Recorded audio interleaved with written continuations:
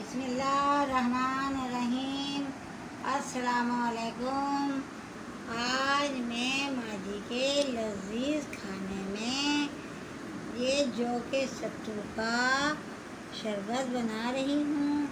ये जो जौ के सत्तू हैं ये बहुत ठंडे होते हैं और इसे जो है बहुत शौक से पिया जाता है। गर्मी में इजाफा हो जाता है, लू चलती है तो जौ के सत्तू का इस्तेमाल आम होता है।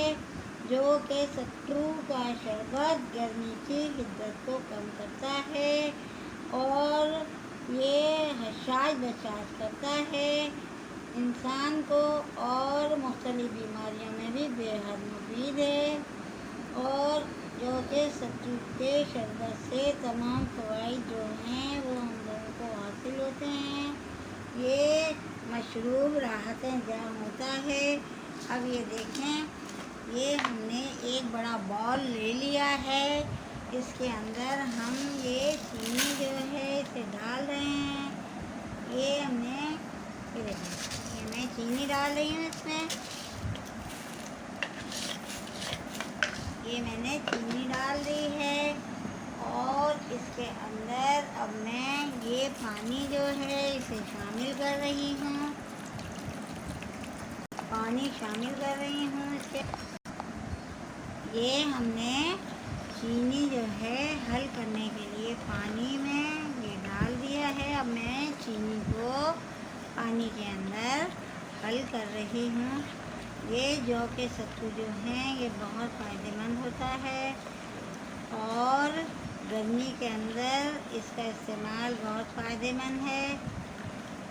ये लू को कम करता है। ये जो गर्मी में लूएं चलती हैं इनको कम करता है और हर शख्स जौ का सत्तू जो है उसको पीता है।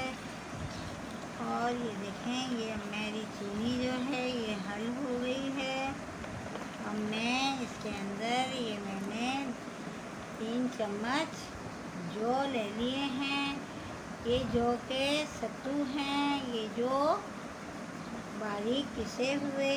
अब मैं इनको इसके अंदर डालकर ये मैं हल कर रही हूँ। ये देखें, ये मैं इसके अंदर इसको हल कर रही हूँ।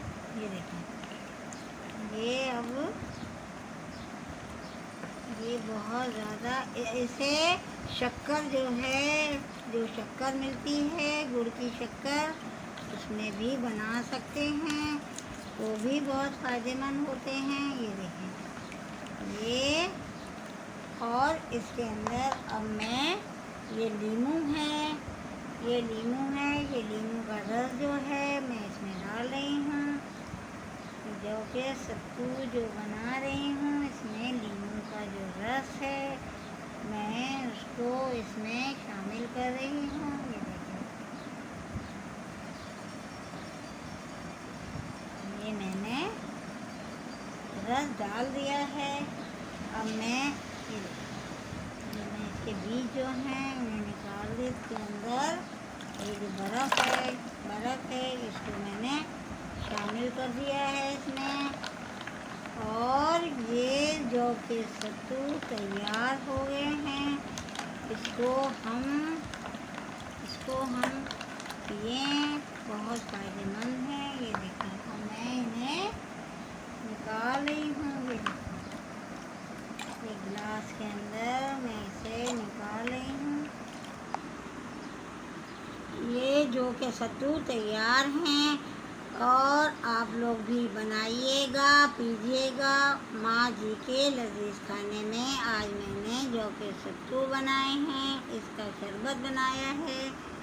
और आपको पसंद आए तो आप लाइक करें, शेयर करें, सब्सक्राइब करें और अगली रेसिपी के साथ मैं दोबारा हाज़िर होंगी। जब तक के लिए अल्लाह हाफ़िज़।